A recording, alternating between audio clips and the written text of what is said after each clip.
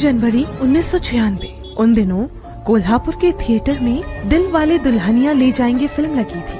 Anjana by Renuka और सीमा के साथ पास के ही उषा थिएटर में फिल्म देखने जाने के लिए तैयार हो रही थी। तभी उनके साथ मौजूद बच्ची भूख से रोने लगी। रोती बच्ची को देख रेणुका और सीमा चिढ़ गई।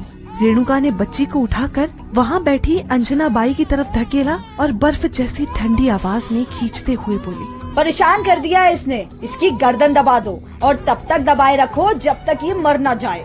सुनते ही अंजना बाई ने बच्ची की गर्दन दबाई और फिर उसके सिर को एक कपड़े में लपेटकर दीवार पर दे मारा। उस 2.5 साल की नन्ही सी जान की सांसें रुक गई। कपड़ा खून से सन गया। अंजना बाई ने मासूम की लाश को एक बैग में डाला, कंधे पर टांगा और तीनों बड़े मजे से फिल्म देखने चल पड़ी। दैनिक भास्कर की थ्रिलर सीरीज मृत्युदंड के चौथे एपिसोड के पार्ट 1 में कहानी अंजना बाई केस की।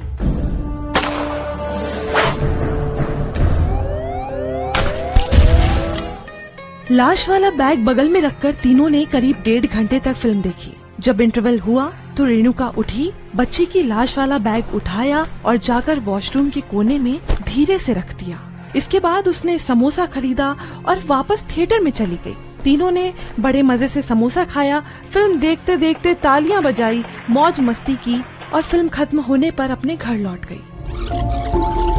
इससे करीब 5 साल पहले 14 अप्रैल 1991 को यही औरत अंजना बाई अपने परिवार के साथ कोल्हापुर के नामी महालक्ष्मी मंदिर जा रही थी। बस स्टैंड पर एक दुधमुहा बच्चा अंजना बाई की गोद में था और वो लगातार रो रहा था। गुस्से में उसने उस मासूम के 2-3 जोरदार थप्पड़ मार दिए। बच्चा और जोर से चीखने लगा। अंजना बाई की आंखों में अब गुस्सा नहीं, झल्लाहट थी।